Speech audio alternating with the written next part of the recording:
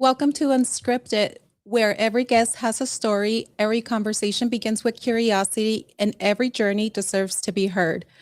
Some people build businesses, some people build movements, and then there are the rare individuals who build belief.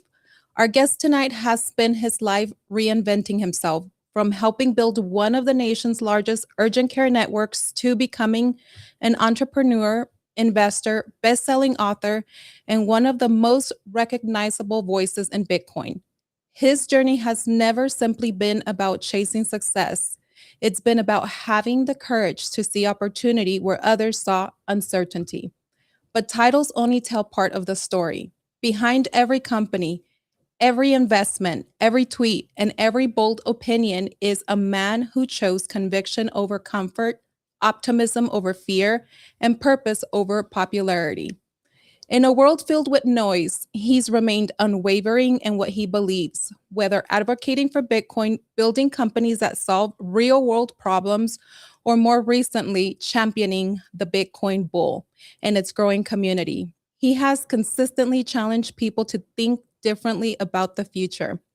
Tonight isn't about Bitcoin. It isn't about markets. It's about the experiences that shape the man behind the message, the lessons learned through success and failure, the sacrifices no one applauded, the moments that tested his faith in himself, and what continues to drive him after accomplishing what many only dream about.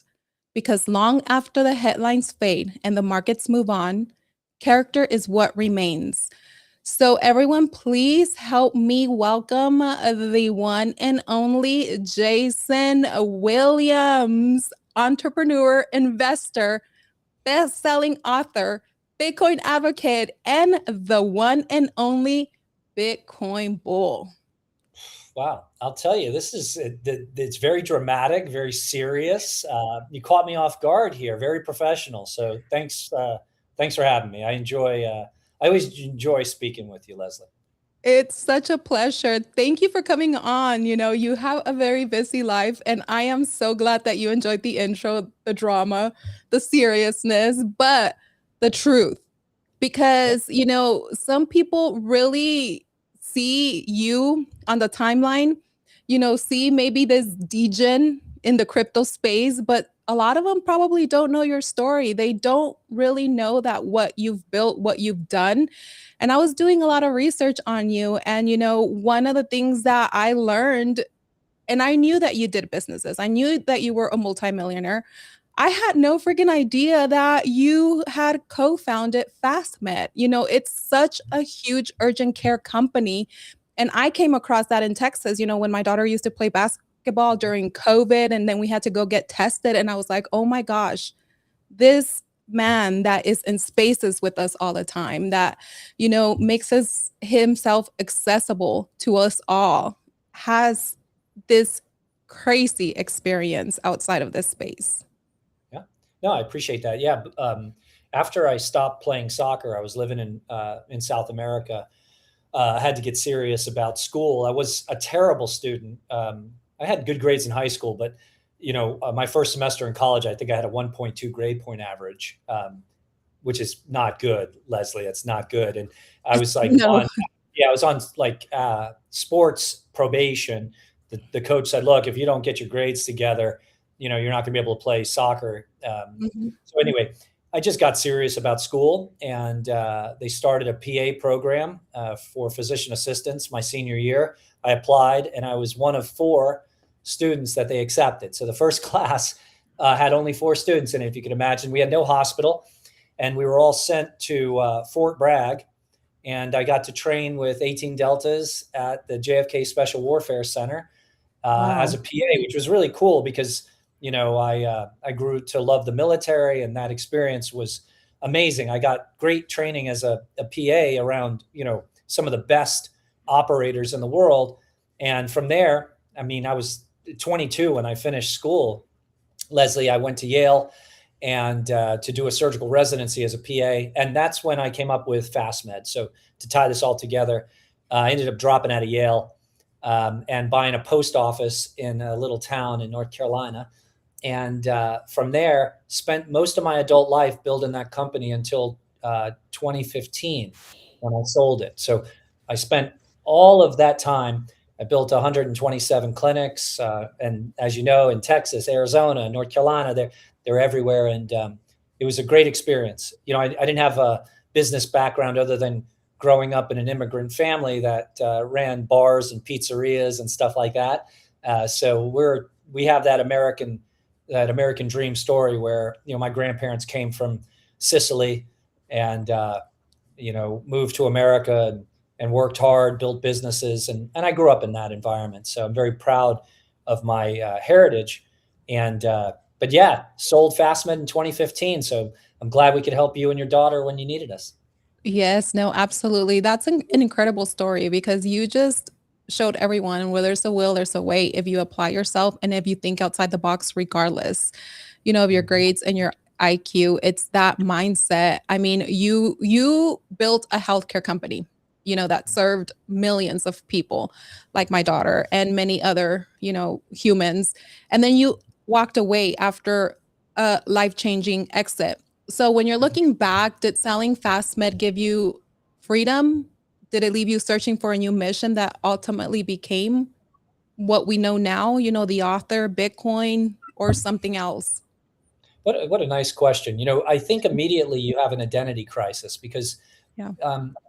when you're young and you end up going to college, you become what you're studying. You say Mhm. things like, "I am a doctor, I am a PA, I am, a special forces medic, whatever it Yeah. is, I am a professor."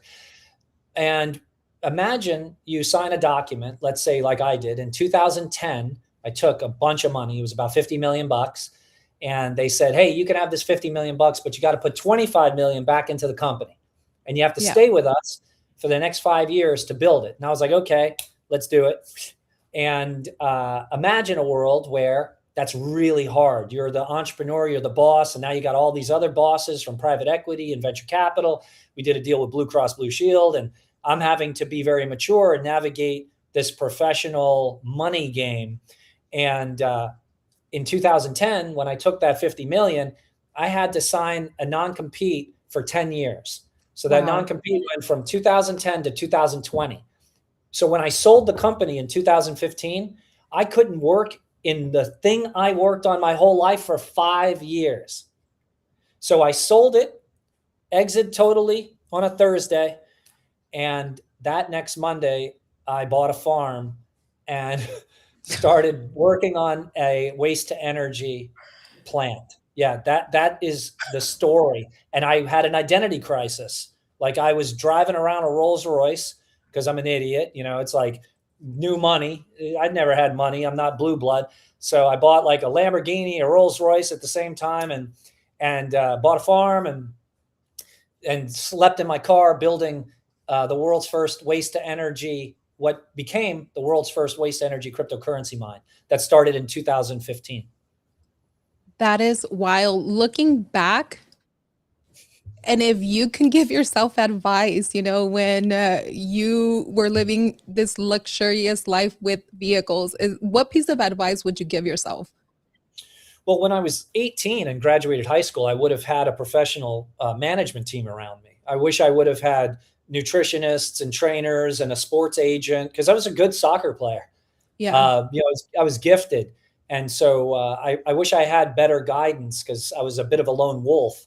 So that screwed that iteration of my life up. Like I could have been I think a very high level professional athlete. But beyond that, I don't really have any regrets. Um, I've lived 3 lives at this point. I'm telling you, we're just touching on something that was extraordinary. The FastMed journey, exiting, taking it through. We were the U.S. First time in U.S. healthcare history where a payer invested in the provider side of healthcare. That was me and Blue Cross Blue Shield in 2012.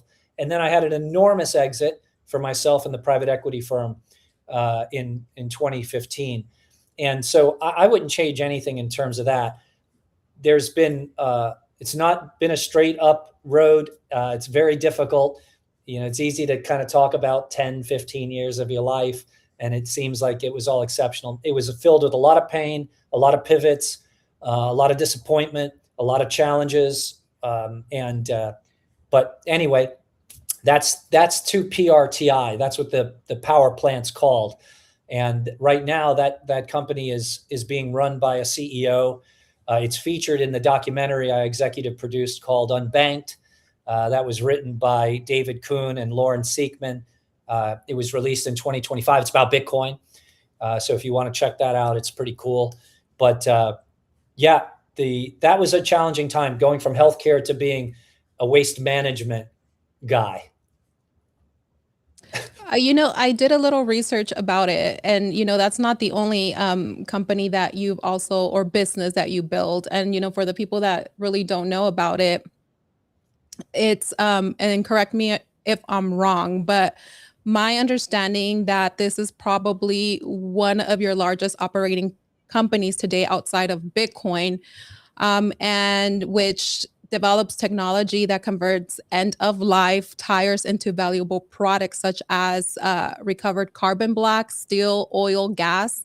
And the company focuses on recycling millions of scrap tires while creating industrial commodities and making it both environmental and manufacturing business. Am I? It's incredible. No, really well done. So I'll give you a bit of the history.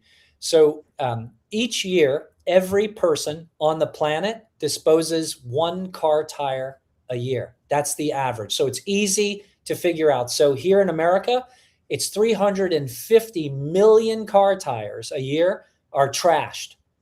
Where do they go? 30% of them are illegally dumped in rivers, streams, the ocean, on the side of the road. 30% of 350 million tires. The rest are shredded for crumb rubber that they broadcast on soccer fields that gave kids cancer, all kinds of problems. They had to clean up that disaster. And finally, they're buried in landfills. And tires, they're mostly air. There's a big space, so they don't like to be buried. They work their way up the landfill, and they don't decompose. So anyway, I met some Italian guys that had a patent in 2014, and they made all these claims. And I ended up taking a 50-gallon drum and putting a torch inside of it, cutting up a tire, put it inside. This thing looked like it looked like a space satellite.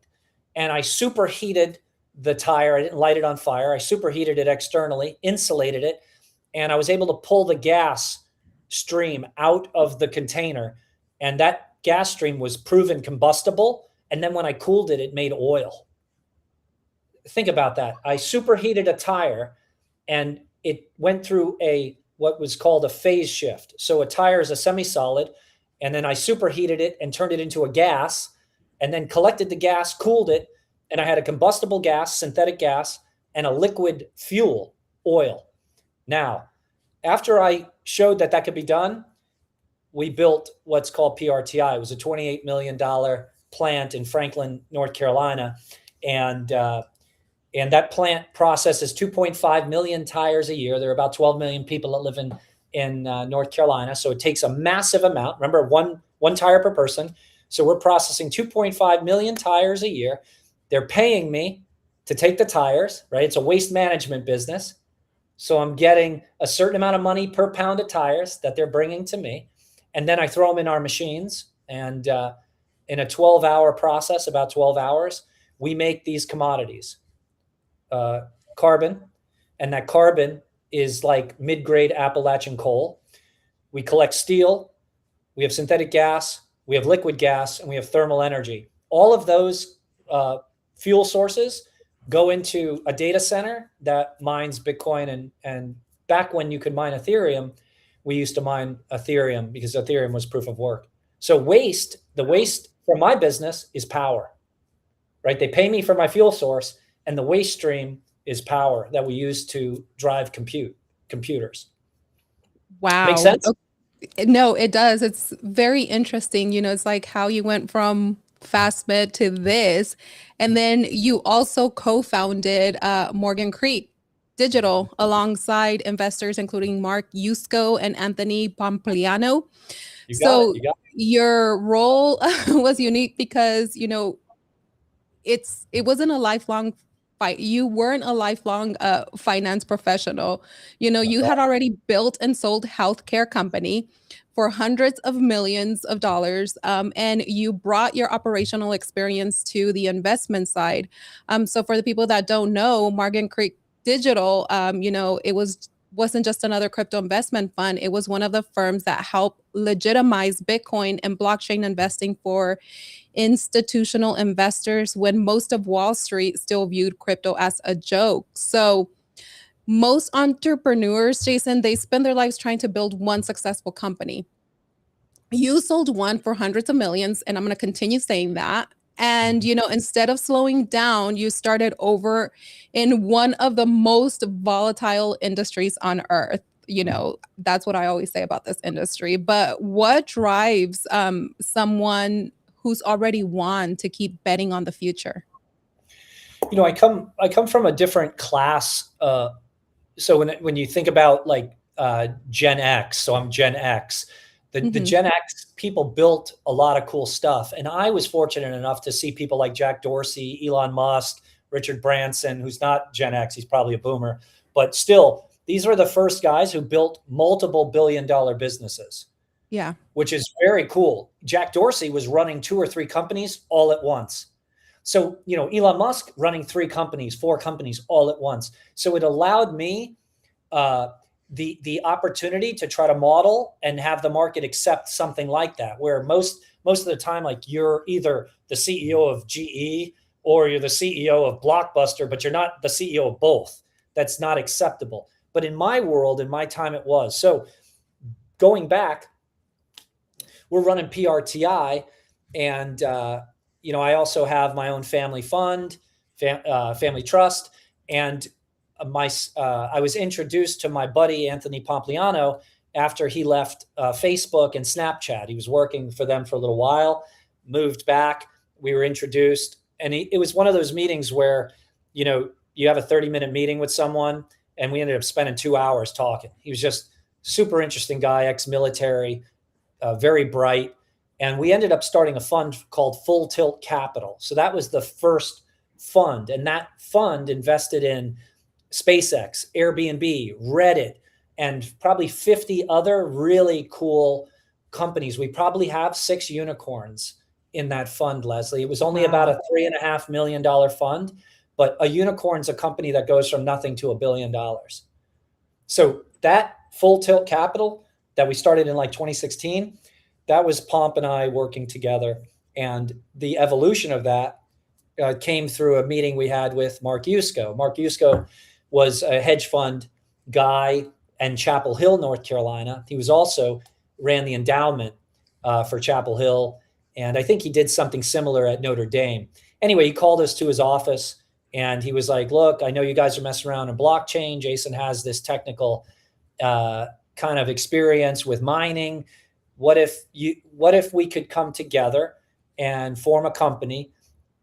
Mark could professionalize it with the suits, and Pomp and I could kind of connect these new type founders who are building crypto infrastructure together, and we could raise a bunch of money and make investments. And that was Morgan Creek Digital. That was started in 2017, and again was the first crypto fund to get public pensions to invest in it. A lot of that had to do with Pomp and Mark's charisma and ability to bring people together. I really was just the technical founder of the team because, Leslie, when I said I had a 1.2 grade point average at first, I wasn't stupid.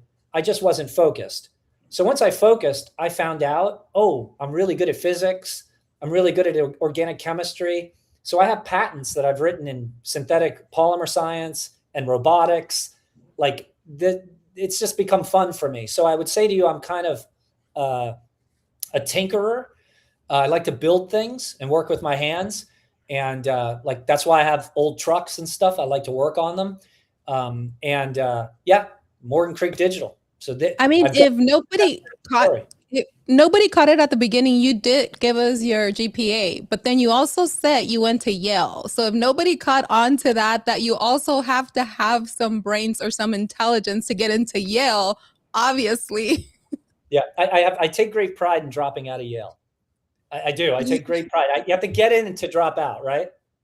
you You have to know, get in to drop out. That's it. So I got in. That's right. you got in and you dropped out. But if you see the history of a lot of millionaires, people that have actually created things for people to use, they Yeah, drop out of these all of them did. All of all them the did. time. Bill Gates dropped out. Zuckerberg dropped out of Harvard. I'm not in that class. But I think you realize, is this education, this part of the education, really going to Mhm. benefit me, or can I Yeah. drop out and build my company? And that's what I did. I was like, nah, I'm not going to spend any more time here. I'm going to drop out and build my company. Again, I started FastMed when I was 23. Yeah. When was the defining moment, or was there a defining moment in your life where you realized you weren't going to live an ordinary life, regardless of whether you became a millionaire, a Well, businessman, an entrepreneur, an investor, or something else? I think I recognized that I wanted more through my experience as a young boy, dealing with growing up in a lot of chaos and trauma Mhm. and, you know, mm, poverty. I think, so that I think that really was a defining moment for me. Like, I wasn't going to be defined by poverty and substance abuse and physical or mental abuse. I can transcend that. You can have a paradigm shift. You can say, these things happen to me. I experience these things, but they're not going to define who I am. I'm gonna rise above that, and I'm also not going to use it as a crutch. Right. I'm not going to be a victim. So I'm going to say, hey, I've been through it. That's okay. It's made me who I am, and I'm strong because of it. I'm forged in chaos. Diamonds are made under pressure and I tension, right? love A lot of that. pressure, right? Yeah. So, hey, again, I'm not perfect, and I'm certainly not a diamond, but I certainly have been forged in fire and pressure. I love that you said that, Jason, because you see a lot of men, a lot of women that grow up in situations like that, poverty, addiction, drugs, that's all that they see. And what type of mindset do you have to get yourself and break those cycles of family history repeating itself? Because I've seen where men and women, they repeat those cycles and they don't break through. And it's easy to fall into that. It's easy to run away from life when you've hit rock bottom, where you feel like that hurricane is coming in and destroying your whole life and there's nowhere for you to go. There's like, you can't see the light at the end of the tunnel, but you utilize whatever tools and resources that you gain during your downfall, during the storm, and you begin to build your future. What type of mindset do you have to say, I want to be different and I am going to break these cycles, these chains that have bind it, the history of my family? Yeah, you may have heard me say that I have a bit of a puzzle brain. I don't know Yeah. if you've ever picked that up. So Yes. I recognize patterns, right? So stepping back as a child, I grew up in Queens, New York, to a single family. My mom, she was a bartender.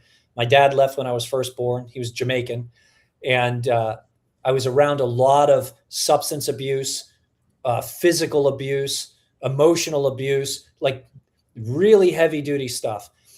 And those patterns, I was worried about. Am I going to be an alcoholic? Am I going to be a drug addict?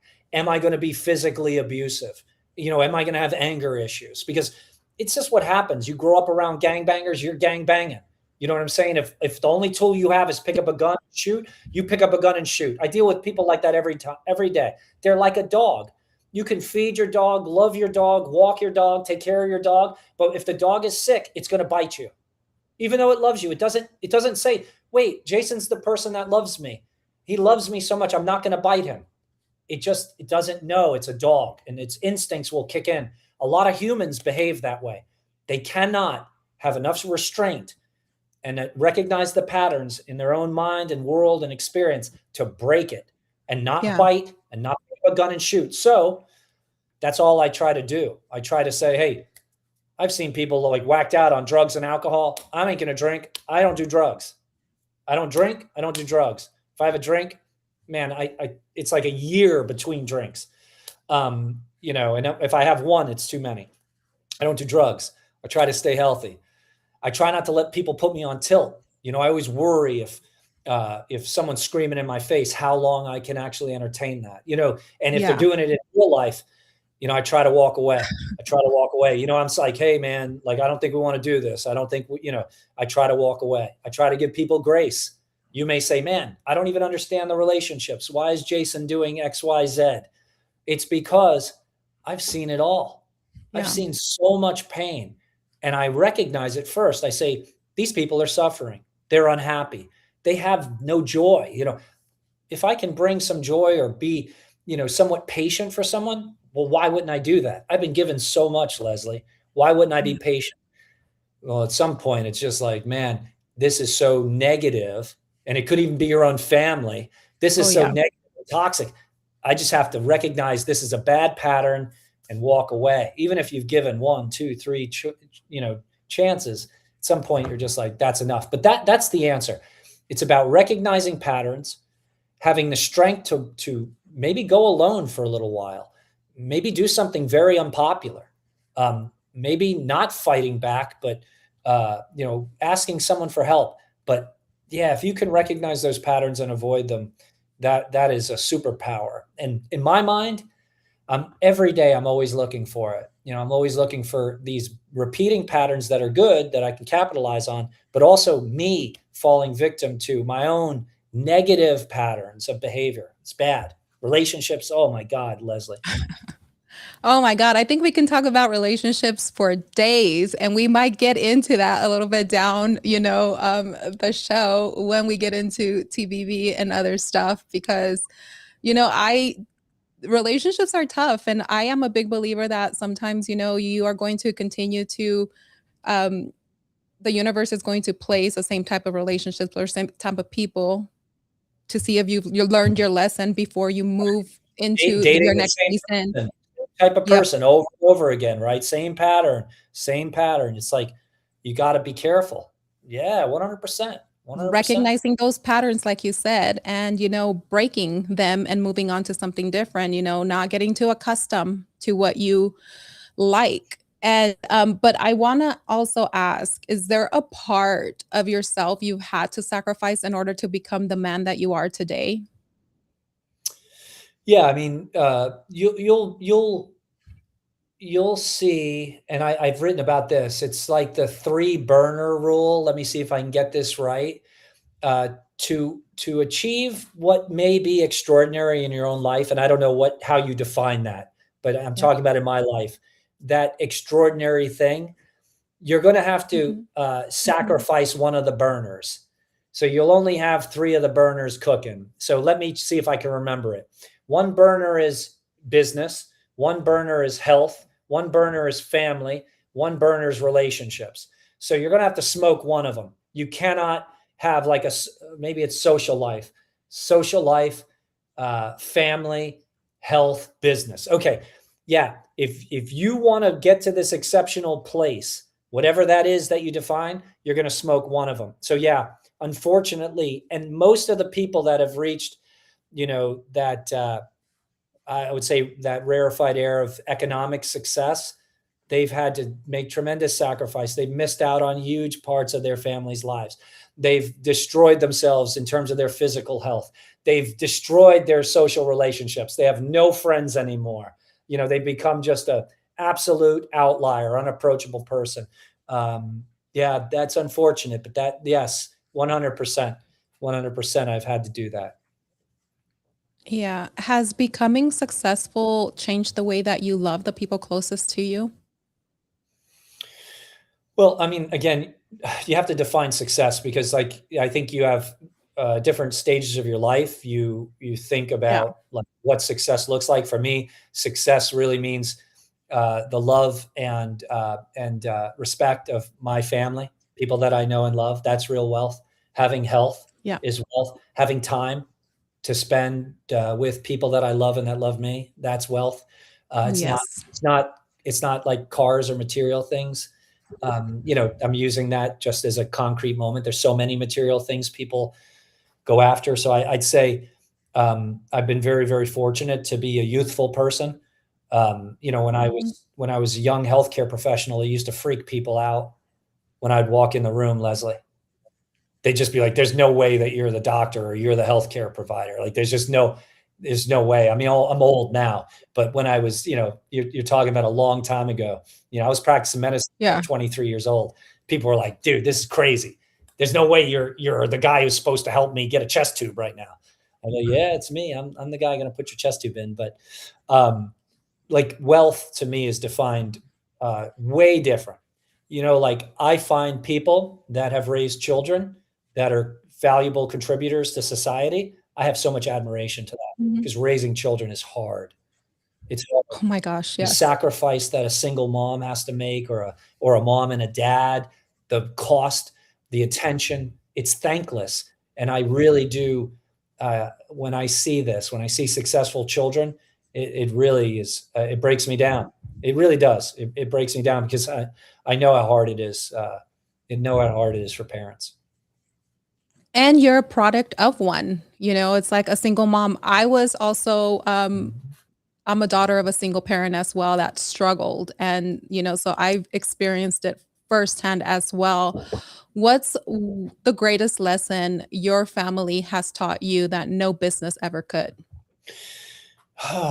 Well, I had to learn to give them grace because as I got independent and had some resources, uh, sometimes people think they're entitled to things that they really aren't, right? Just because you've gotten somewhere in your life doesn't mean that you have to give it all to everyone. You know what I'm saying? So, Mhm. my family taught me both that it's okay to be successful, and but you also have to know when to disconnect from certain people. Again, these toxic relationships are bad. Now I'll open the kimono. I tried 23 years ago to reconnect with my dad, Leslie, and it was my own personal success in life that made it an impossible bridge to cross. Even though my introduction to him again was, you don't even have to apologize to me for anything. I just want to get to know you and and understand who I am. And that's when I found out I was Black. For the people that don't know, I already knew because I heard you saying it in a few spaces. So I already knew you were half Black. Yeah, Your father was Jamaican. yeah. And And what I know happened? this is the thing that's so funny about it, right? So I didn't know my Yeah. dad, and nobody ever talked to me about him being Jamaican. They were just like, "Oh, your dad's British," because I had a British passport. I didn't know anything about it, and but I found out he was Jamaican, and I love that. So I grew up in an Italian family. I just thought I was Italian. I look like an Italian guy, and but I look like my father and my mother, which is that's what happens when two people get together. But yeah, it was cool. So I would make a joke like, "Ah, I'm Black." I'm half Black and actually quarter Black with quadroon. But anyway, it's cool. Quarter. So anyway, Leslie, 23 years ago, tried to make up with this guy, and it just, he just wanted a bunch of money and wanted me to take care of him, and just felt terrible. The people around me, they were like, "This is a bad thing," and that was it. I had to say goodbye to my dad a second time. The first time, I was a little baby when he left the first time. Has he ever tried to communicate, contact anything with you? No, that was it. Yeah, that was it. So, and it wasn't a negative thing. It just was me saying, I can't give you the things that you want. They don't feel good at all to me. Like I can't buy you homes Yeah. and cars and stuff like that. It's just like I was worn out from that, Leslie. I was already doing it for my mom and my grandmother, and I take care of like a lot of people in my family. I paid for. Anyway, I'm not going to get into it. It's just like how much can you do? And I don't want every relationship to be transactional. It feels very negative. Yeah. And I understand too. I haven't seen my father. I had not seen my father in over 20 years. And when my mother passed away, it was the first time that we connected. I have people in my circle where they're like, try to have a relationship with him and, see where it goes. But I, I just don't think it's going to go anywhere. But I want to kind of shift a little bit now and talk about your book. And then after that, we're going to get into what everybody is excited to get into. and see if you could possibly give us a few nuggets about the Bitcoin bull, what you're doing, because you are doing a lot behind the scenes. And it's already been listed in a lot of places. You have a partnership, which is amazing. But before we touch on the Bitcoin bull, I want to talk about your book. So for people, my audience, Jason wrote a book called Bitcoin: Hard Money You Can't F With. And everybody knows that I really don't say bad words. So I'll say hard money you can't fudge with. And one thing that really stood out to me was that it isn't just a book about Bitcoin. It's really about challenging the way people think about money, freedom, and the systems we've all accepted as normal, that we've been programmed to believe that they're normal. You write about Bitcoin as hard money, something that can't be manipulated or inflated like the traditional fiat currencies. But I think what resonated with me even more was your message to think beyond the price, to encourage, and then you're encouraging the readers to think about sovereignty, long-term vision, and preserving wealth for future generations. So as I was going through it, I realized that this wasn't just a financial philosophy. I felt like a personal philosophy. How much of that book is really about Bitcoin, and how much of it is a reflection? How much No, I get it. of that book is really, and how much is it a reflection of the way that you chose to live your life? Yeah, I love the question. So it's about Bitcoin, but it's an introduction to what is money, and because very few people understand that, and so in 2020, it really was 2019. I was put the outline together, and then gosh, 2020 happened, and so I was sat in a basement for a year, and it gave me time to write, which was a blessing and a curse. But the book really is gives people an introduction to what is money, how money works, what being sovereign means, how assets Mm-hmm. work. So I don't think, and it certainly didn't happen for me in school, I didn't understand that saving dollars doesn't work because of the way the US central banks approach dollars and fiat currency. They inflate them and they lose purchasing power very quickly. I mean, the US dollar since like 1974 has lost 90 something percent of its purchasing power. That's Mm-hmm. incredible. And every year we lose more capacity. So you have to do something with your dollars. And it bothered me. It's like, why isn't it enough to work a fair trade, be a bartender, mow lawns, whatever, be a landscape architect, and save the money that you make so you can retire with dignity one day? Well, that doesn't work because every year you have to outpace inflation, which real inflation is Yeah. somewhere between 15 and probably 30%. That's crazy. That means every year you have to, on every dollar you make, you have to make 15 cents on it and in savings. And a money market's going to pay you 3.5%. So how are you going to make the another 11 cents on every dollar? You can't just be a plumber. Now you have to be a plumber and a real estate guy and have a 401k and have an investment broker and work nights in a strip club. Like it just gets crazy. You can't get there. It's like absolutely insane. And it's all Yeah. financially architected. They did this on purpose. They did this so that you would take your money and push it into banks in 401ks.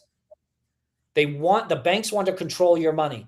See, when you give $1 to a bank and they pay you nothing in your checking account, you actually pay Mm-hmm. them. Or if you're fortunate enough to have a money market savings account, they pay you 3%. They take every dollar and lend it out 7 times. They're allowed to take your dollars and lend them to 7 different people. So every dollar you give them, they get to lend it out 7 times and charge someone 8, 9, 10, 14% interest on every dollar. It's called rehypothecation. Bitcoin, because it can't be rehypothecated and inflated, right? Like I just told you, $1 is multiplied 7 times from a bank. There are only 21 million Bitcoin. Boom. I was like, oh my God, this is cool. Supply control. You have a cap supply, and that causes scarcity. If there are only 21 million Bitcoin, that means only 21 million people can hold one Bitcoin. That will make it more valuable, right? Yeah. Then it had this programmatic monetary policy that spins off block rewards every 10 minutes. So it rewards something called proof of work, and the work is done by miners. Mining takes electricity and hardware. So there's actually real stuff going on behind Bitcoin. People say, oh, Bitcoin is nothing. No, Bitcoin is computers and power and engineers and infrastructure, and all of that infrastructure and node operators. And it's the biggest decentralized computing that the world's ever known. All of that stuff makes it valuable. That drove me to write a book. And the book is an education in what money is. Has a lot to do with how I look at the world. It's Bitcoin hard money you can't fuck with. It's modeled after Wu-Tang Clan. There's a song by the Wu-Tang Clan. It's called Wu-Tang Clan Ain't Nothing to Fuck With. So the book is based off of the Wu-Tang Clan, and I reference them. And because everything I know in the world, up until I went to school to study medicine, I learned from rap music, Leslie. 100%. 100%. I learned from the streets, Leslie. I'm from the streets. I'm laughing because I grew up on Wu-Tang. I grew up on Tupac, Biggie, and it was like I thought I was a Mexican gangster. And Cypress Hill? Really? Yeah. Cypress Hill, yes. Yeah, what are we talking about? Oh my God, those were the gems back in the day. It's like, guys, this, and I'm gonna say it, Jason, this white boy has sazon. He has flavor. I ain't even white. He's not. See, guys, you look güerito, but you're not. He's not. We already established what he is. But Jason, you wrote Bitcoin hard money you can fudge with during a time when the world was full of uncertainty. If you were writing the final chapter today, what would you add that life has taught you over the last few years after writing it? Oh my gosh, the last few months have me questioning everything about Bitcoin. It's crazy, Leslie. I'm telling you, this is going to make people sad, but I'm going to do it. I'm not sure that hard money thesis is working out the way I thought, because Bitcoin's been rehypothecated by the banks and by Mercantile Exchange, for example. The Chicago Mercantile Exchange trades billions of dollars in Bitcoin contracts every day, but never buys or sells one Bitcoin. So imagine there's a trade going on and they have a contract. One contract represents 5 Bitcoin. It's marked to the price of Bitcoin, but you're never buying and selling real Bitcoin. Well, that's paper Bitcoin. That's a bad thing because it's not supply controlled. If I can make all these derivative projects, right? Derivatives. They're not the original based on a 21 million hard cap supply. And in my world, there are only 21 million of these. Some of them have been lost. That makes it scarce. Well, if you go over to the Chicago Mercantile Exchange, they don't even care about Bitcoin. They're not on chain. They're not doing any transactions with Bitcoin. It's the idea of Bitcoin that they've rehypothecated. So that destroys the general thesis about Bitcoin being hard money. 2, it's not a good transaction layer. So through my own knowledge over 7 to 10 years, I've come to realize Bitcoin's not great to buy coffee with. If you're using layer 1, you'd have to walk into a coffee shop, somehow convince them to take Bitcoin. They'd have to have some way to receive the Bitcoin. And it could take 10 minutes, 15 minutes for them to get the money. And the money the Bitcoin would fluctuate in price. So there's all types of counterparty risk, right? I'm transferring Bitcoin to someone, takes time. They don't know what they're going to get on the other side. They just want their $2.50 for the coffee, right? But they may get $2.30 or $2.70. Well, how are we going Yeah. to deal with that counterparty risk and price adjustment anyway? So is Bitcoin hard money? In essence, the 21 million is cool. Is it private? No. Is it not seizable? No. Is it portable? Yes. Is it divisible? Yes. There's a lot of good things to it, but this is the thing I'm struggling with today is I don't believe that some of the things that I've tried to explain to people or teach them about sovereignty being, I want to be an individual that makes its own decisions, and I want the power to self-custody my own assets. Well, is it really safe to self-custody Bitcoin in third-party software that you wake up in the morning like the CoinKite and the Bitcoin's gone because people didn't actually use the right entropy in their random number generator and they were frauds and boom, you've lost your life savings? No. I'm heartbroken by all that. I'm heartbroken. I've been through it all. Celsius, FTX, Voyager, BlockFi. I've been an investor and a participant. I've lost more money than you could ever imagine in these investments, Leslie. It breaks my heart. So today, I'm a Bitcoiner who doesn't mind ETFs, understands that there's a big banking strategy and rehypothecation that's going on. And I would write a different chapter, a different conclusion. And do I believe that Bitcoin will be the next global reserve currency? No.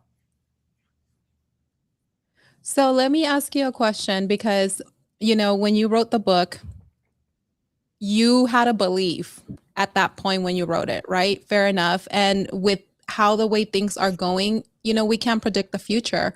So one of the messages throughout your book is that Bitcoin is an exit strategy, looking beyond finance and everything that you wrote and what you just said. Do you still believe that for people, or have you thought about maybe writing a follow-up book? Yeah.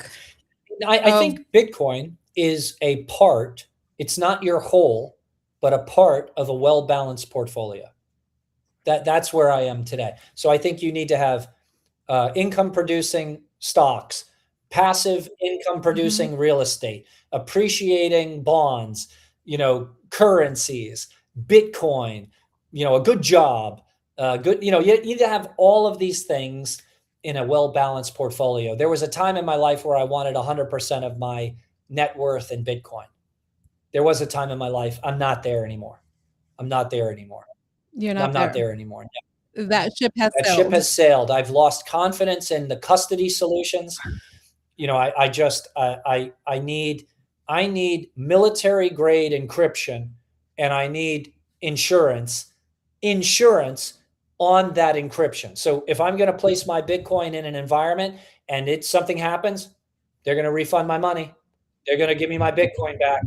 I don't ever want to be in a situation where, I got Joe Bag of Donuts and he's running CoinKite and I wake up and all my money's gone. And there's no one to talk to about it other than seeing a post on Twitter saying, sorry, guys, we actually screwed up the entropy. There was a bug we didn't know since 2021. That's unforgivable. It's not okay. So before we move on, every author, they leave a little piece of themselves in every book that they write. When you read Bitcoin Hard Money, You Can't Fudge With today, what are some of the pages that feel the most like the real Jason versus that you see now versus the Jason that was writing Yeah, it? I mean, if you get the book, you'll notice that I reference Harold and the Purple Crayon, which is a children's book, and it has to do with imagination and you're thinking about something, and then you have a crayon or a paintbrush or a pencil in your hand, and you start to draw out what that thing looks like, and it becomes something. Like, it's the manifestation of ideas. And if you can dream it, you can do it. If you believe it, you can have it. That is me 100%, both in the book and today. If I can really see something and I can draw it out, I can make it happen. I love that. I'm going to clip that, take it, and quote it. Read the book. It's a children's book. It's a beautiful, it's a beautifully simple book. Like, I reference, like, people say, hey, Jason, can you give me a book to read? Yeah, read Stone Soup. And they'll be, okay, Stone Soup. And then they'll call me. You just told me to read a children's book.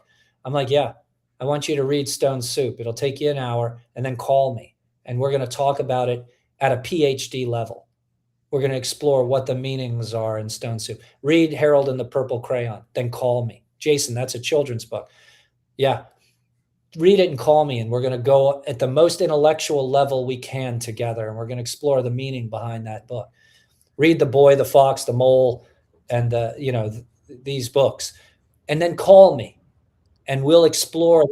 I heard you say that one in the space, and I do remember that one. I remember it vaguely, when I was younger, and of course when the kids were young as well. And one of the things that I do remember about that book was, the courage, the vulnerability, and self-acceptance. And that's one of the things that I always encouraged, with my kids and when they were growing up. Now that one's It's one a of the good only book. books that I actually recommend you don't read. You actually listen to the audiobook read by the author.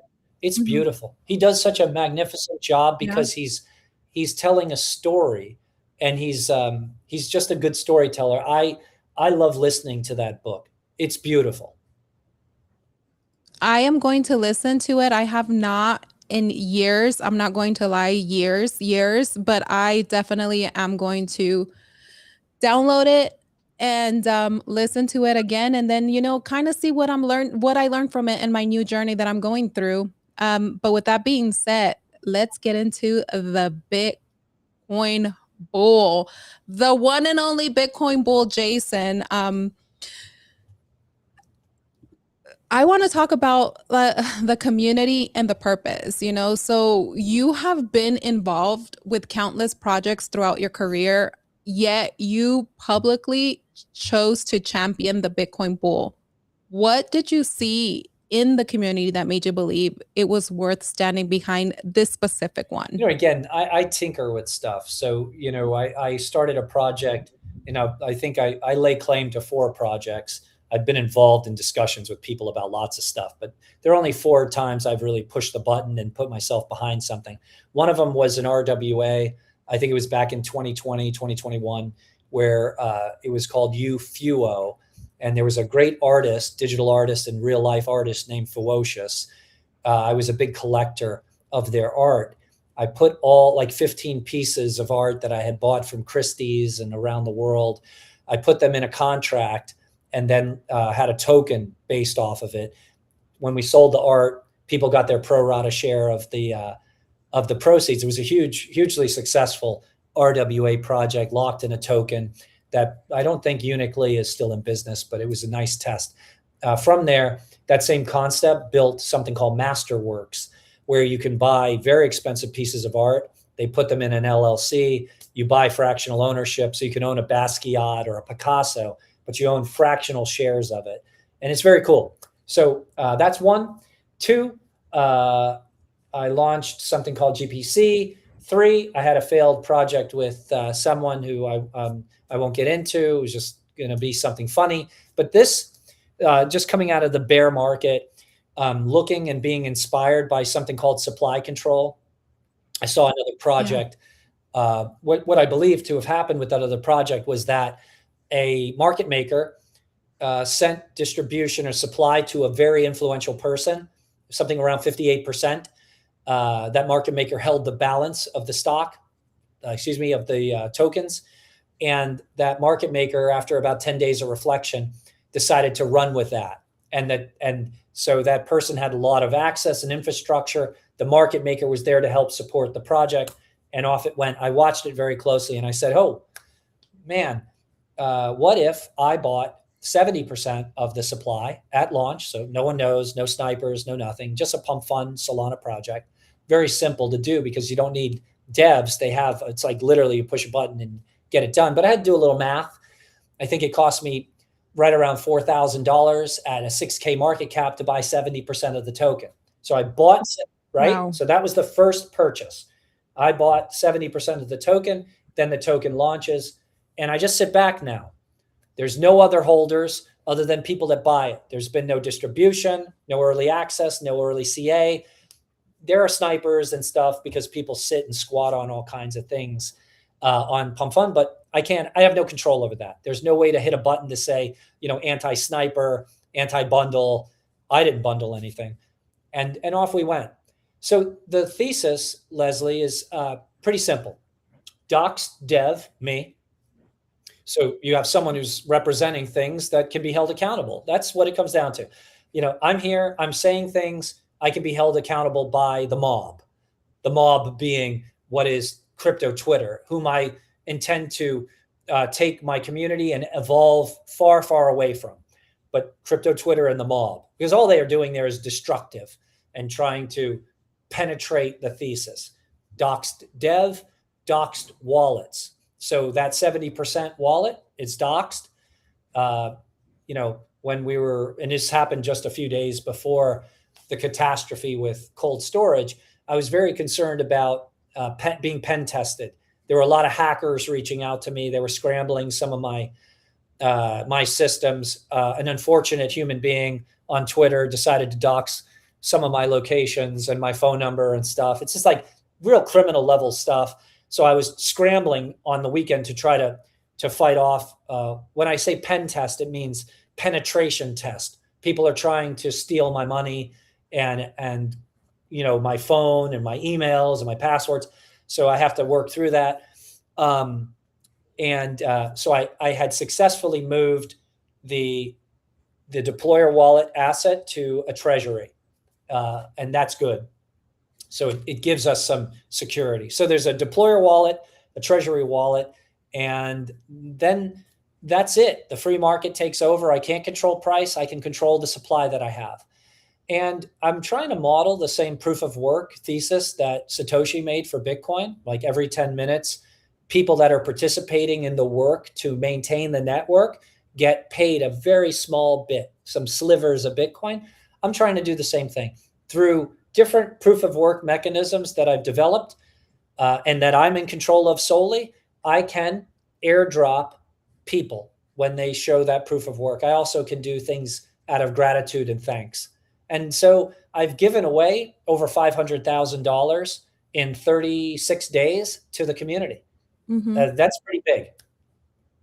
I'm still holding mine. I don't care if I round trip everything. And it's not that I'm trying to round trip it. It's just that I do believe in what you're building and the leadership that you portray in the community.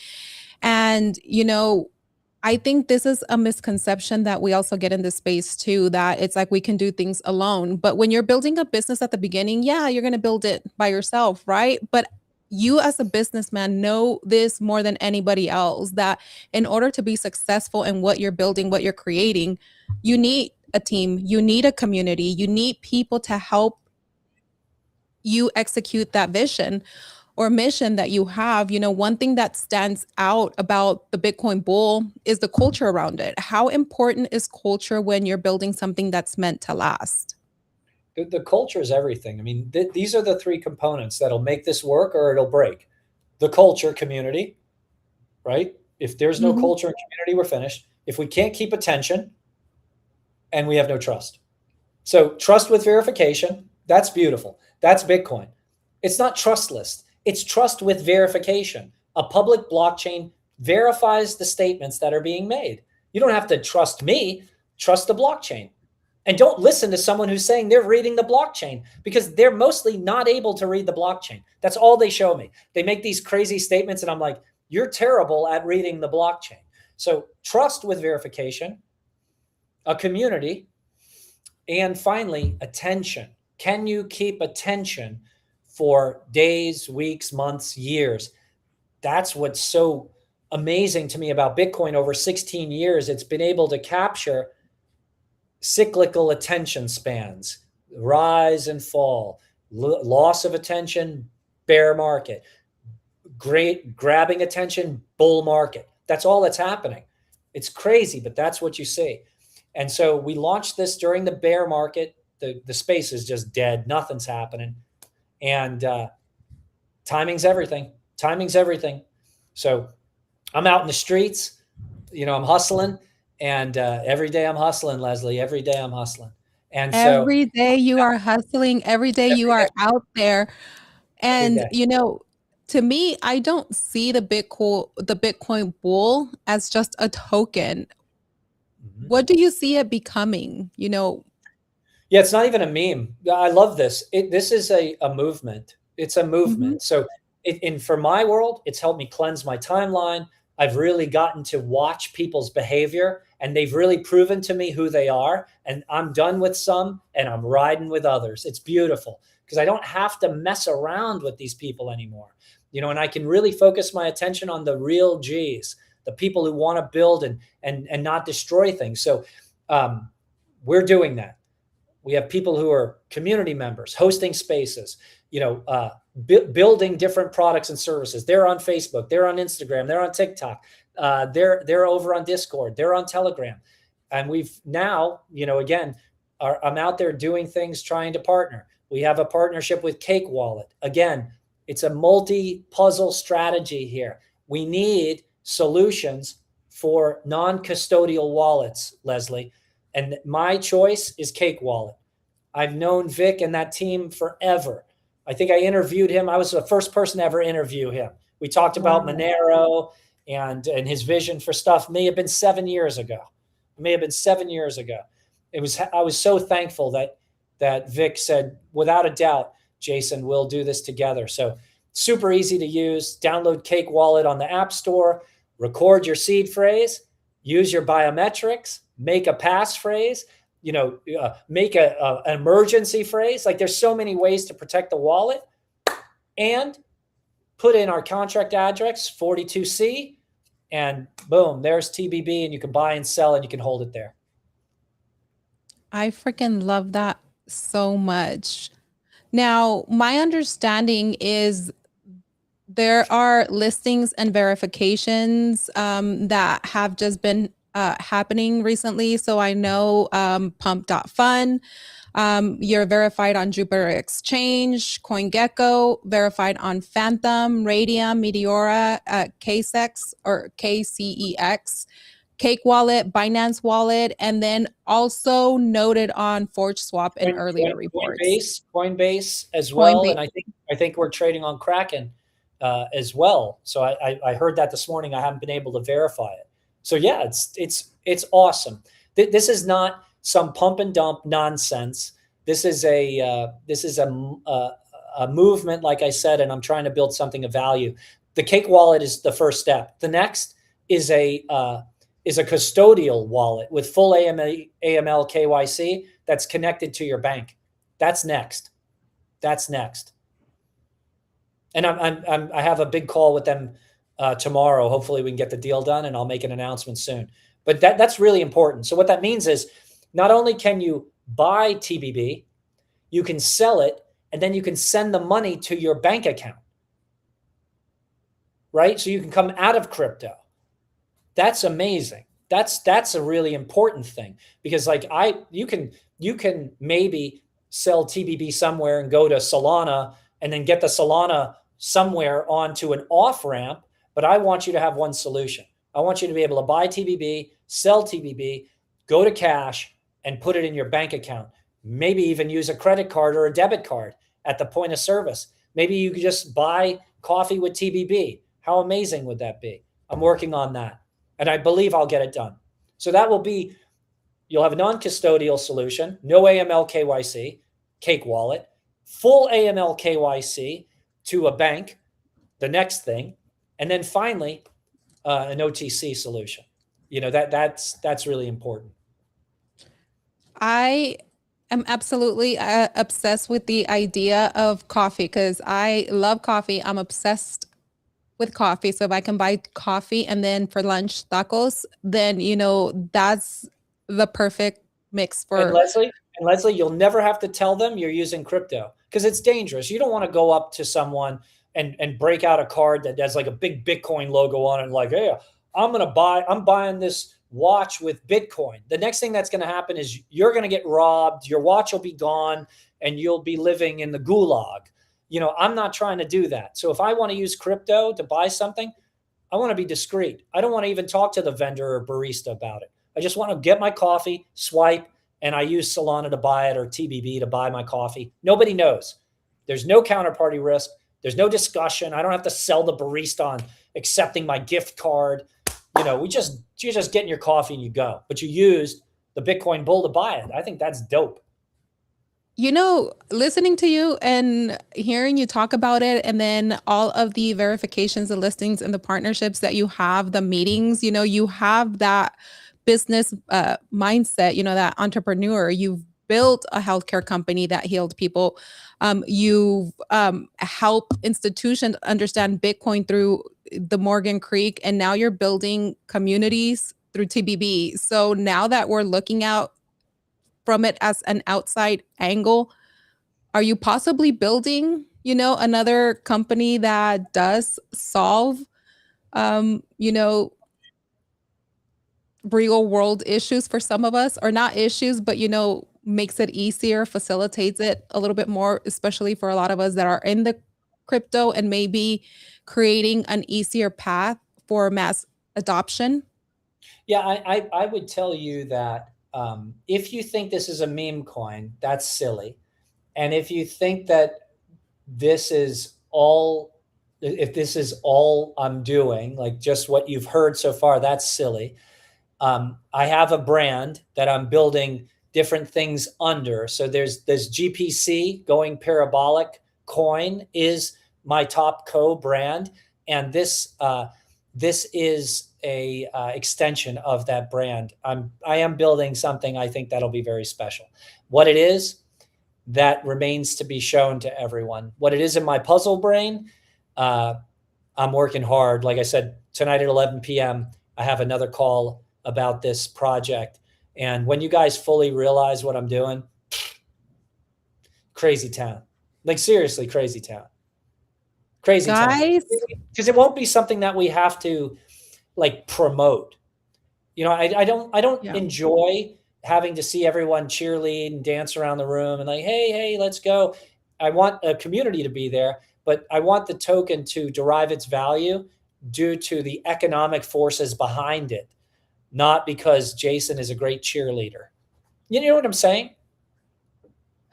Jason, we had a little bit of hiccup. We went, and I do believe we had an all-time high of 50 or over 50 million.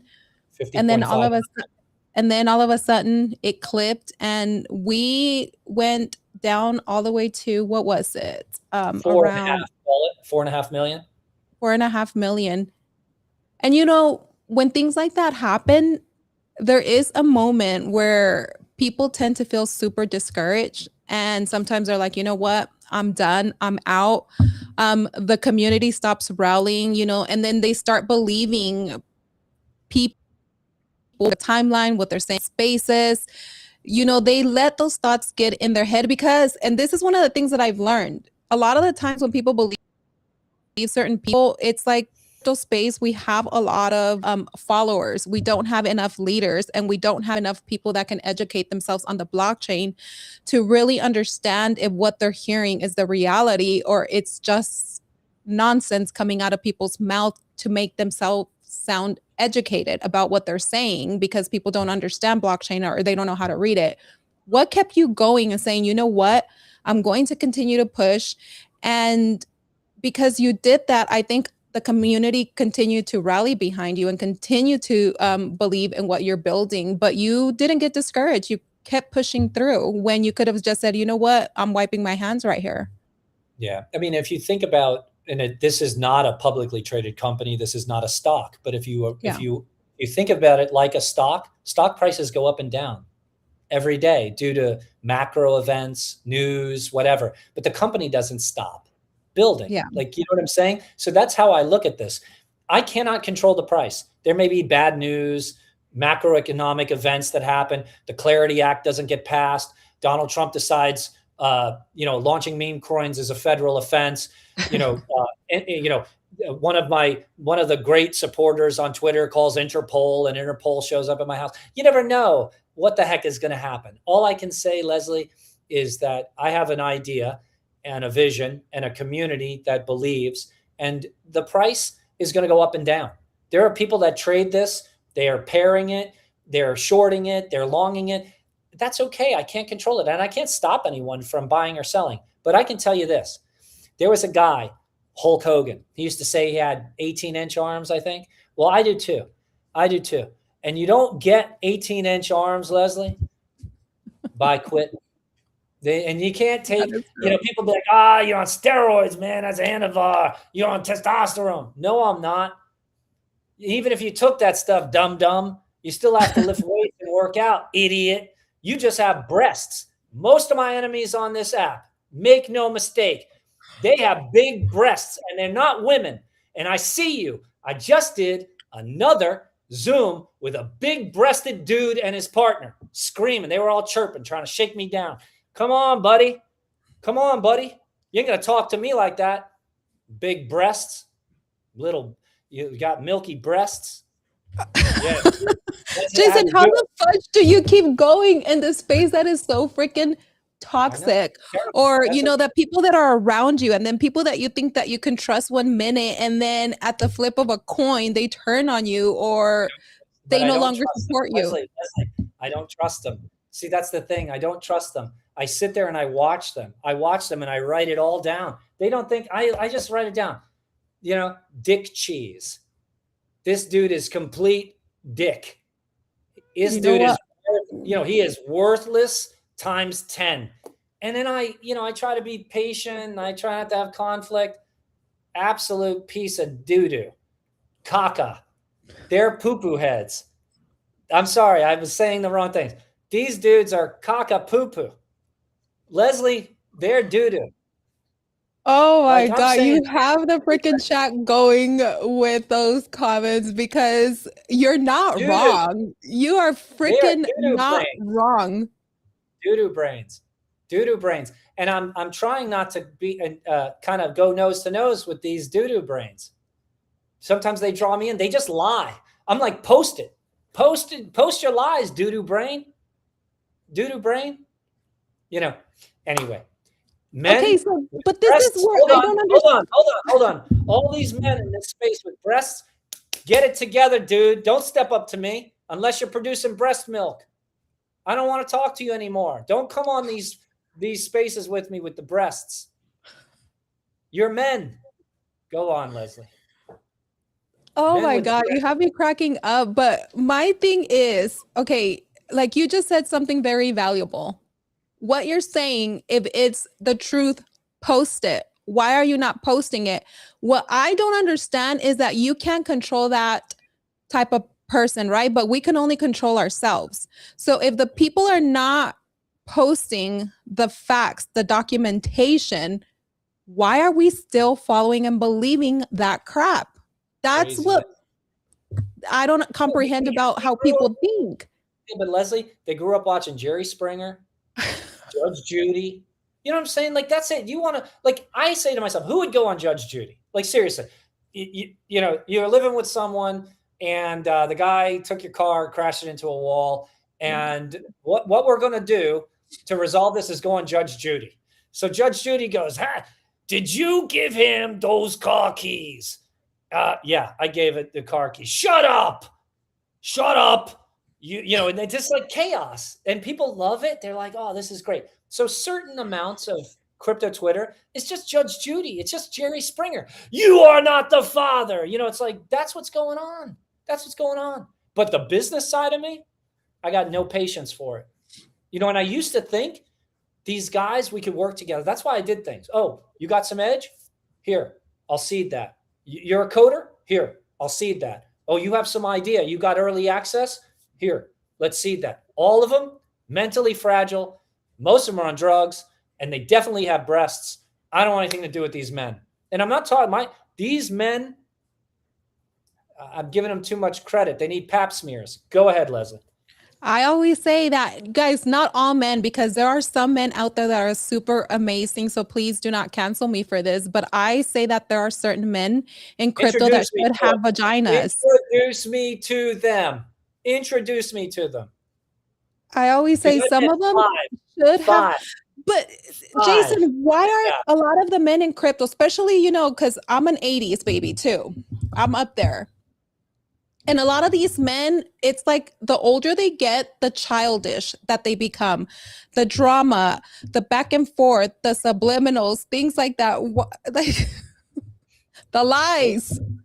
No, they're literally, again, this place, the majority of people here, and I mean no disrespect. They loved wearing masks because they could hide their face when they went out in public, right? The internet allows for this type of anonymity. They're very much terrible people.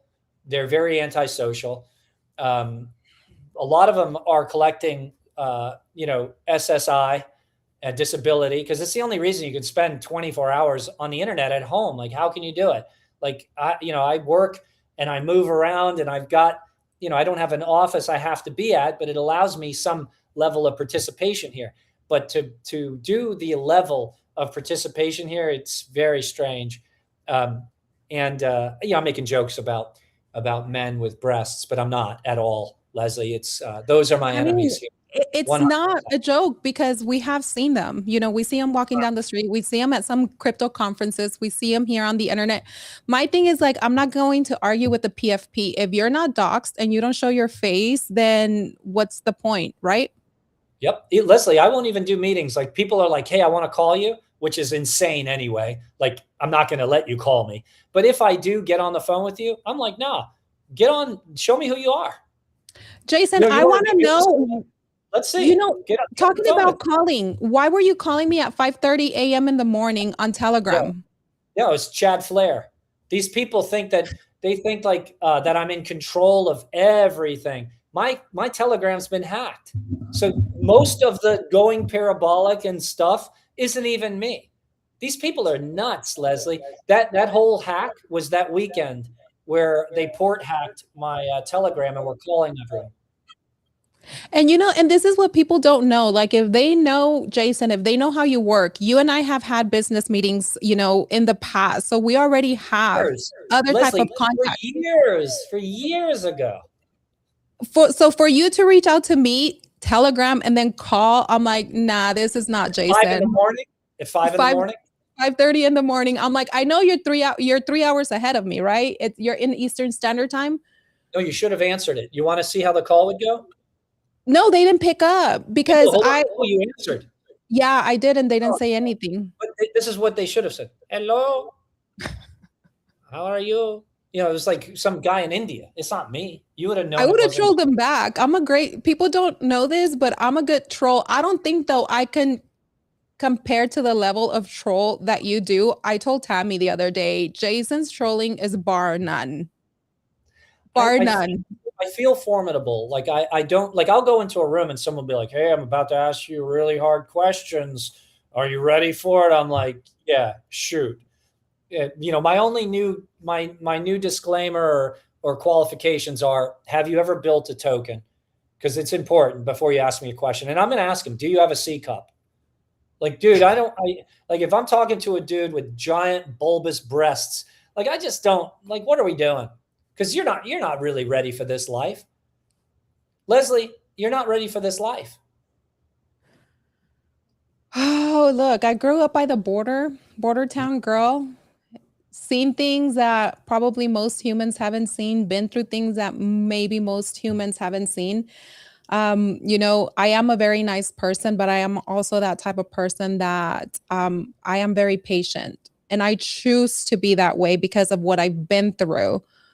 Because once that other person comes out of me, there's no holding back. I will verbally destroy you, physically, whatever. So I choose to be calm and nice and patient. Look, and all those comments I was making are directed at men. I have no problem with any women. I really do try to be very patient. There's only one poo-poo caca head woman that I blocked. Other than that, we're all good. People are asking about the trident and my shirt. In 1974, there were medics returning from Vietnam, and the profession of physician assistant was started in the Navy. So we're all connected to the Navy through naval corpsmen who were the basis of what my profession came from. So that's what you see right here. It's the JFK Special Warfare Center at Fort Bragg, and Navy SEALs and naval corpsmen. That's what I spent my whole life training and working with those guys. 18 Deltas are your special forces guys. I love the military, and I love my time training there. I love the military too. I saw a bunch of people asking about the shirt I was wearing. Yes, I actually read that right up that you were, I don't remember the name or what they said, but they were like, yeah, Jason is wearing X, Y, and Z. And I was like, okay. So I'm glad that you read that comment and then talked about it. Yeah, that's why I'll smack the shit out of someone if they need to be smacked. That's just what it comes down to. I don't mind it. If you need it, I'm your guy. Like, seriously, I love you. I love you. But if you need, because some people need it, Leslie, they need tough love. I always say, I love you, but I don't have to like you. And if I don't like you, then we have a problem at that point. But I want to do 10 rapid fire with you, Jason. This will never end. It's 8:30. You know, we've been going for an hour and a half. Oh, good. Okay, so let me do some rapid fire. Do you I want to do a 3-hour. I want to do a 3-hour podcast with you. Really? Let's do it. Long form with Tom. We probably could have a lot of fun. We could talk about experiences, what we've learned, experiences in this space, because that's another one that I wanted to touch on with you as well. You know, it's like the experiences, and then how do you overcome, you know, certain obstacles in life. Yeah, that you go through, and then, you know, continue to pivot and move forward from there. Because crypto is a learning, you know, it is a freaking learning echo chamber where it's like, you know, you surround yourself with certain type of people, and then, you know, they turn out not to be the type of people that, you know. Well, anywho, let's do the 10 rapid fire. Yeah, hit me with it. Hit me with it. Let's do it. Oh, sorry about that. Okay, sunrise or sunset? Oh, I love a good sunset. Coffee or bourbon? Which I already know. Yeah, coffee. Mountains or beach? Oof. I've climbed most of the 7 summits, so we didn't get into that. You know, I was a mountain climber, so I haven't climbed Everest, and I think Aconcagua I haven't climbed. But so I got 5 of 7. I will take the beach. Private life or public influence? Private life. Build a company or invest in one? Build a company. Bitcoin or books? Books. Lead the movement or build behind the scenes?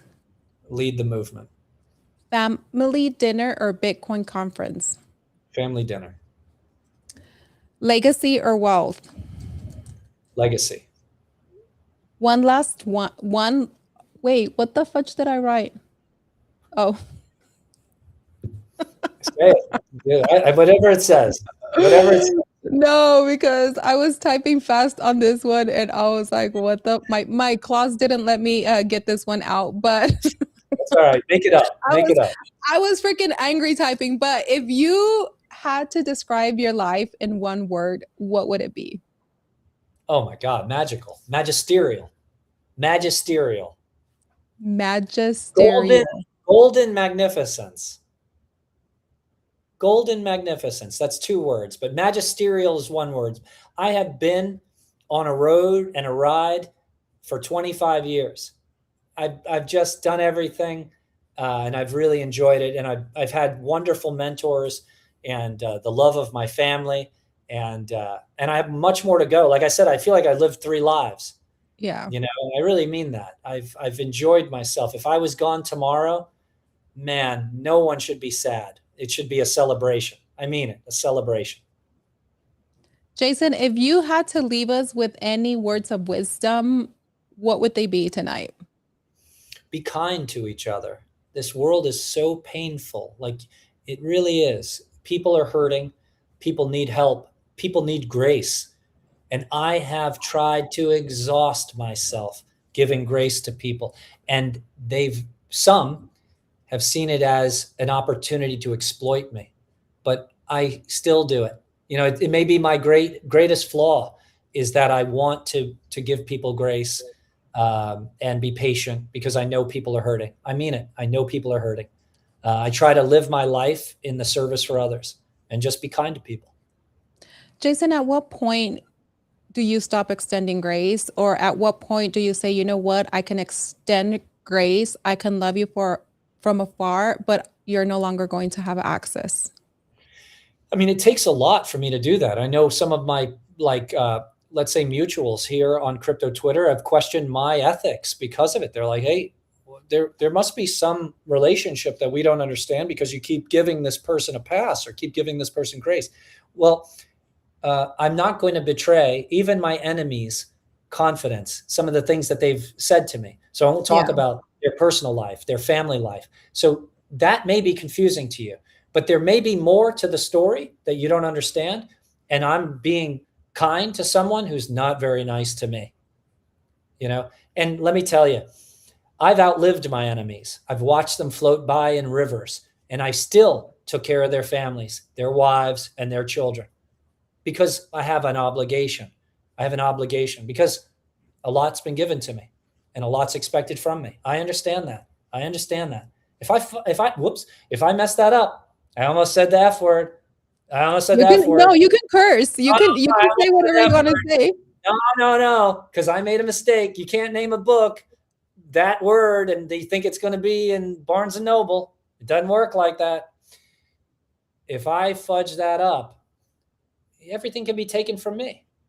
I believe in God. I don't take this lightly. Every day it's right here with me. I don't know if you see that, but anyway, yes. I just, that's a rosary, and I'm Catholic, and I just try to do my best. And I hope that someday when my times come, someone pulls out their book and says, you did enough, Jason. You did enough. Yeah. I think, I've seen and watched some people that have wealth. I think that you are one of those people that have wealth because you give. And I think sometimes people don't even understand the true meaning of giving, because to me, the true meaning of giving is when you give, when you have nothing to give. And then you're rewarded abundantly because you continue to give. And some people are stuck, in this place where it's like they try. And they don't have a giving heart. What is the root evil in their heart? And, sometimes you stay stuck, but I think some are blessed. Yeah. Leslie, I appreciate you sharing that. It's fun to watch, someone who's interviewing me go through, you prepare, you're not sure how it's going to go. You don't know if I'm going to be screaming about man titties, but then you get to relax and we get to talk as human beings, equals, because that's what we are. And you get to teach me about, how you feel. And I appreciate that because again, this is a movement. It's not some kind of a joke. And I want people to feel like they can go to bed at night and know that tomorrow I'll be here building and doing what I can. I can't control the world. I can only control my behavior. And I'm going to try to do my best to build something of substance because there's so much vaporware here and pain and disappointment and just nonsense. So come and get me. You know what I'm saying? I'm your huckleberry. Come and get me. Leave the women alone, the children alone. Come and get me. And I know that behind me or beside me or in front of me are real dudes who feel the same way. I'm your huckleberry too. You're not going to be able to just abuse everyone and lie. That's why I don't go bouncing around everywhere trying to pick a fight. I need people who are going to step in and go, that's not true. Prove what you're saying. Verify what you're saying. Or just go on, crazy man. You know what I'm saying? Just go on, crazy person. That's one of the things that I've always never understood about this industry, that, we go by word of mouth, versus the actual facts. I've never ever comprehended that. I'm a person where it's like if it's not in front of me, if Yeah. it's not documented, and if I can't see that it's clearly coming from that person, then I'm not going to take the face value of it, because what if it's really not that face value? And that's why I don't understand this space a lot. We just believe the diarrhea of the mouth that's thrown out there, and tarnishing people and the credibility without people really understanding and knowing the facts. It's so true. Again, this whole place is supposed to be a public blockchain. Do the work, Mhm. understand how a blockchain works. I'm sending you money. I'm sending you TBB from a deployer wallet. You can load up the wallet and you can see every transaction. That's what's so fun about it. There doesn't have to be any kind of question. So if someone misrepresents the amount of TBB I sent them, I have record of it all. That's what's so strange. I can publish that. Now, I don't necessarily want to. That's aggressive, but it's a public blockchain. You know what I'm saying? Like, we don't have to listen to some delusional whack job screaming from a 3-bedroom, 2-bath ranch, right? Claiming to be a multimillionaire and so extraordinary. We don't have to do that. You can look at their work. That's why when I launched this, I also started to go back 10 years and say, here I am, here I am. Look at what I'm saying. Look at the people that are influential in the space. If you think Leah Halpern's not influential, well, how about Peter McCormick? He's not influential. Well, how about Natalie Brunell? She's not influential. How about Leslie Moto? She's not influential. And I just keep going and going because I can keep sending you hour-long discussions of me talking about macroeconomics and the state of Bitcoin and gold, and I can send Fox News. Who is the guy you're listening to? Like, seriously, Exactly. it's a rhetorical question. Who are you spending your time listening to? Someone who's never built anything and uses a lot of words, or a real builder who's got decades of experience? I may be not successful because I've not been successful before, but make no mistake, I wouldn't bet against me. I wouldn't bet against me. I wouldn't do it. I wouldn't do it. Why would you? Beautiful, handsome, got the chin. I don't even look smacks. Just look this way. Leslie, no makeup. It's crazy. It's crazy, Leslie. These people are nuts. Get on camera with your man boobs. Bald as hell. Crazy. Jason is like, I wake up like this. I don't have to use nothing. I'm good. You're crazy. And see me in person, Leslie. Oh my God, I smell nice. I wear clothes and deodorant. It's crazy. You do look like you do look like you shower. You do look like you groom and take care of yourself. Thank you, Leslie. It's a total package dev here. The dev with the total package. That's what I'm here. I'm here for you. I'm here for you. Some of the girls in the wait, I took the chat off, but wait, okay, they're saying, Jason, take off your glasses. Wait, where's my chat? See, I have to stay anonymous. This is me being anonymous. I always wear glasses. Take off your glasses, Jason. Always anonymous. She wants to look straight into your eyes. Yeah, so you can't recognize me. See, I'll be in the airport sometimes, and people will be taking like a triple take because I won't have glasses on. They're not sure. They see those beautiful blue eyes, Leslie. It's crazy. Crazy, Leslie. And the girls go crazy. Okay, before we close it up, Jason, tell us, what is the community doing? I know right now you have community members that have taken on running Discord, helping you build the community further out. What's next? Oh my God. Can you give us any nuggets, any breaking? No, it's incredible. First of all, the community, they're ravenous.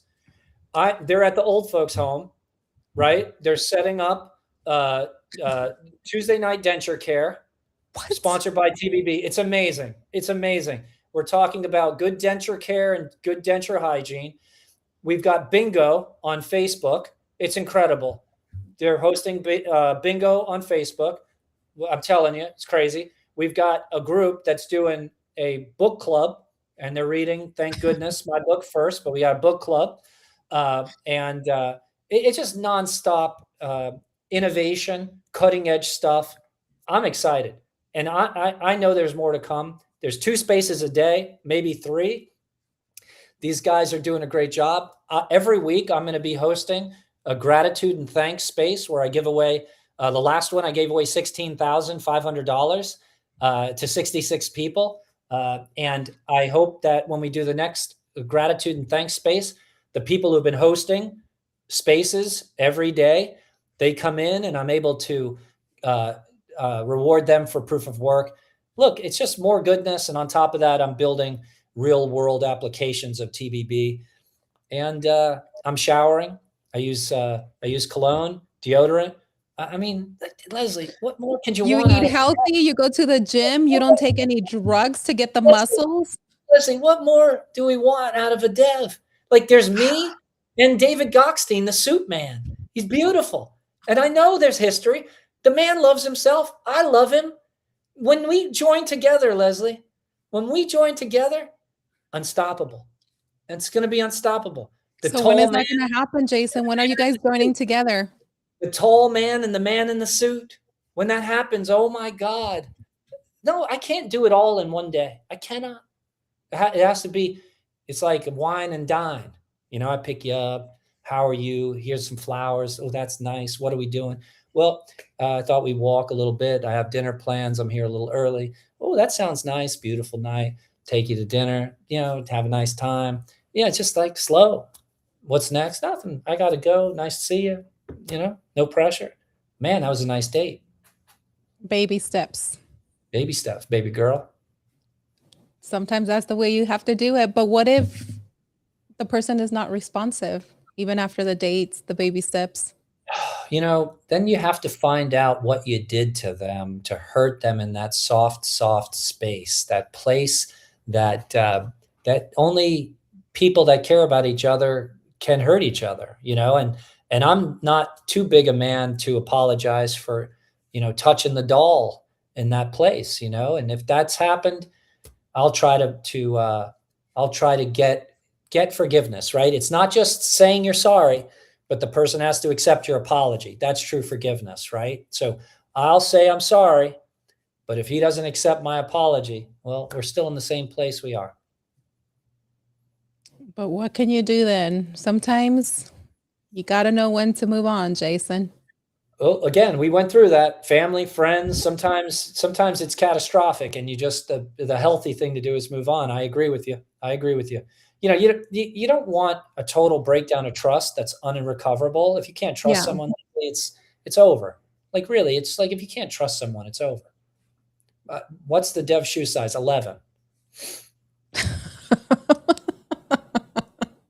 Cut your losses. You got to. Are they asking for your shoe size? What is that from a guy? Welder. Yeah, the fudge? Welder. He's a man. He's a welder. Maybe he wants to get you some welding boots. I love it. We weld out at PRTI too. So good weld is impressive. Oh my goodness gracious. Navy guys weld the best welder. Navy guys, naval welds are amazing. They're a really good weld. So Leslie, I'm here to talk about welding now. I am. Jason, this was such an awesome stream. You know, it's like we talk from personal to what you've built to laughing a little, you know, and but I do really truly want to thank you for being here, for sharing your story with us, for allowing me to interview. See, there goes my accent. There goes my Mexican trying to come in, for letting me interview you, for the conversations. You know, love conversations like this. It just reminds us that behind every success is a journey of convictions, resilience, and purpose. Everybody's laughing at me. You're awesome. Wu-Tang. Wu-Tang forever. Cream, get the money. Dollar bill, y'all. That's right. Thanks, Leslie. Do you want me to play a song or do you want to sing us out? No, I mean, I was wondering how you even play the song you had in the intro, because isn't that like, won't that music make you not be able to post this on YouTube? Or do you not post it on YouTube? No, I do post it on YouTube, but it censors me a little. Don't get demonetized. No, don't play any music. Oh, My old I don't even get paid on YouTube yet. No, you need to. Don't mess these videos up. Make sure you don't play any music. Just we'll say goodbye to each other because my live streams were hot fire, like hot fire. And I'd play like, I love rap music and stuff, but they all got demonetized. You know what, Jason? Do we have any musicians in the chat that could probably create us a Yeah. song, do an Yeah, intro, well, and then if you and I do a 3-hour podcast, and if we have our own song, The Bull Goes Crazy, jump on the bull, ride the bull, whatever the case may be, we can play it. 100%. And before I go, Cake Wallet. Make sure you guys download Cake Wallet. Make sure you use the right security features. Cake Wallet, Cake Wallet, Cake Wallet, Cake Wallet. And I'm not even sponsored by it. It's not paid. Cake Wallet. I'm the best sponsor because you don't have to pay me. Cake Wallet. Imagine that, Leslie. Cake Wallet. Because who doesn't like to eat cake? And guys, thank everybody for tuning in. This podcast live interview with Jason A. Williams, the Bitcoin bull. This live stream was powered by TBB. And if you are not in TBB, if you're not buying it, what the fudge are you doing with your life? Because the train is going to leave the station and you are going to realize that you did not get on it, in it, above it, wherever. You're going to get left behind. Let's not do it. Jump in. 1 hour, 46 minutes. Close enough. We had 1 hour and 20 minutes left. So yeah, we can definitely do a 3-hour. With that being said, everybody stay unscripted. Jason, thank you again. Everybody, don't do anything that we wouldn't do, right? See you guys. Talk to you later. Bye, guys. Have a good